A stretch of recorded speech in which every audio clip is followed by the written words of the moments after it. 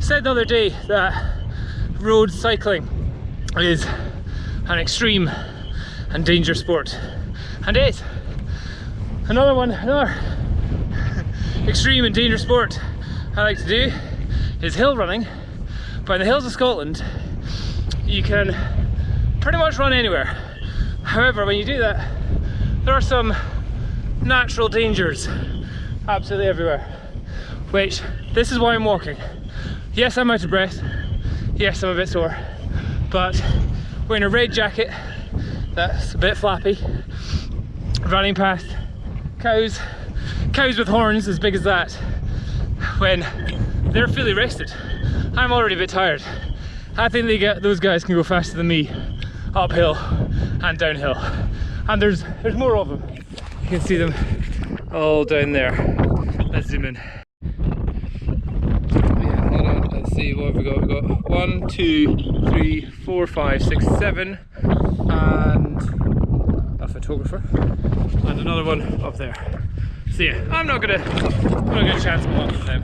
I guess this is normally the speed I'm going at when I'm saying I'm going out for a hill run, but I'm on quite a steep bit, so that'll make sense in a minute. But the reason why I came out for a hill run today, or this evening, because one of the few nights in autumn, in October, where the sky is blue. There's a little bit of wind, which is a bit annoying. There's a few other hill runners out, but I went and brought my proper mirrorless camera to get some photos, and as I said, once you're up here, you get the amazing view all over down to Glencorse Reservoir, Bonally, over to Firth of Forth, all over the place. But first I had to do is get to the top of the hill.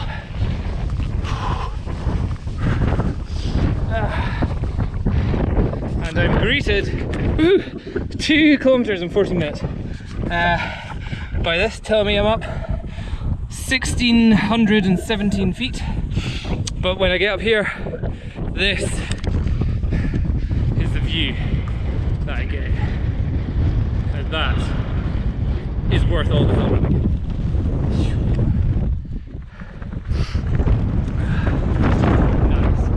Now it's time to get the proper camera out.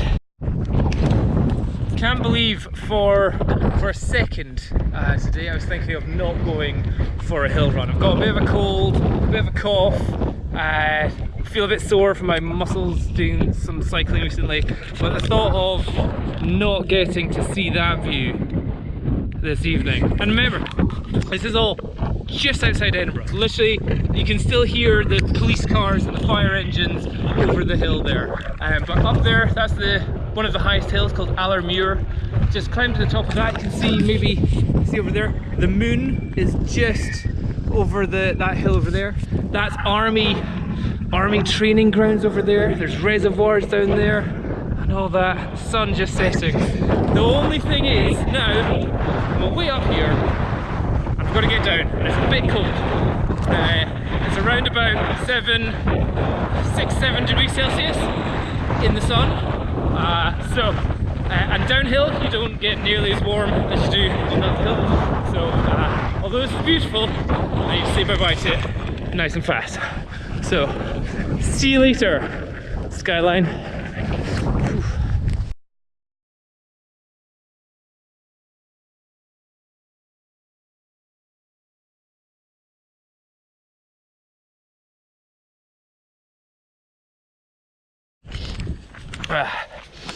One tip I would give to myself, if I could go back in time to help with my running, with my hill running, with recovery, is to get yourself, although they may feel silly and they may look silly the first time you wear them, is a pair of leggings.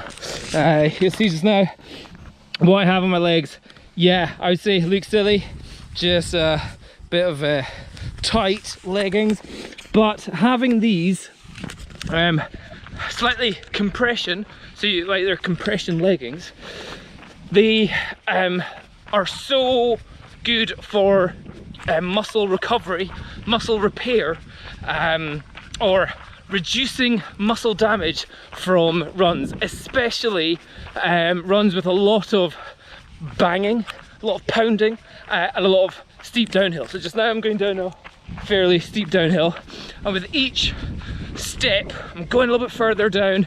There's a bounce and a jiggle in the muscles, especially the muscles which aren't tight or tense whenever you're going down. Whenever you're going uphill, you don't need them so much because you're not banging down, you're not hitting the ground with more force, and your muscles are all tense as you're going up. You're using your butt, your hamstrings, your quads, using everything. On the downhill, you can pretty much run without using your hamstrings whatsoever. It's just all quads, and your butt barely gets used as well.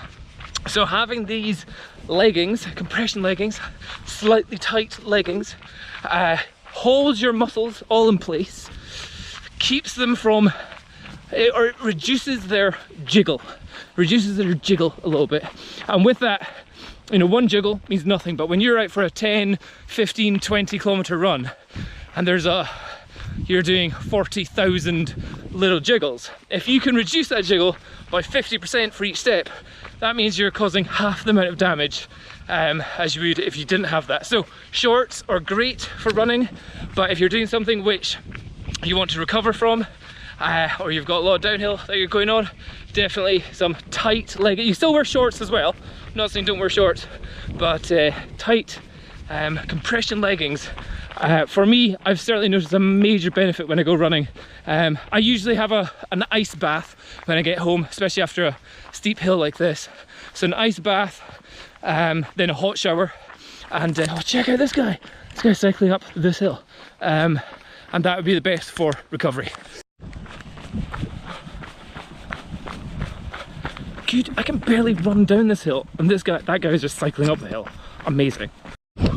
Another thing to consider whenever you're going to start taking up running, hill running, trekking, is getting an actual running rucksack. You know, instead of getting a camel pack or camelback, wherever it is, which is good, they're normally made for people hill walking, hill trekking, going out for a long walk. If you get a running backpack, these are much smaller. They just go a little bit on your back, and they're on the upper part of your back. I don't have any water in this just now. I just have a camera, a phone, an inhaler, a GoPro, car keys. I could do a bit more with that inhaler just now. And because it's a little bit higher up, it doesn't bash the lower part of your back whenever you're running, especially in the downhills. So again, if you're getting into running, I would say this one, what was it, about 70, 80 pounds? You think that's a lot of money for a little rucksack, but they're made comfortable, they're great for cycling as well, and they keep you warm. Like, this is really nice and warm over my boobs. Stops me getting nipple rub as well. That's something which, if you're getting into running, nipple rub is a thing you'll learn about. You won't enjoy that. So the last few runs I've done without the rucksack because I haven't been carrying anything with me, and oh, tender nipples afterwards. We'll go, I won't say any more than that. Bleeding nipples bower. But yeah, one of these, I think this is a Nathan, and you can put like 1.5 litres worth of water if you get a water bit, but all the little packets for food and camera and phone and all that stuff can be really good for when running, instead of a normal rucksack or even a camel pack, which is for like trekking, because that will just hit your lower back and cause you lots of pain, possibly even bruising. So leggings, backpack.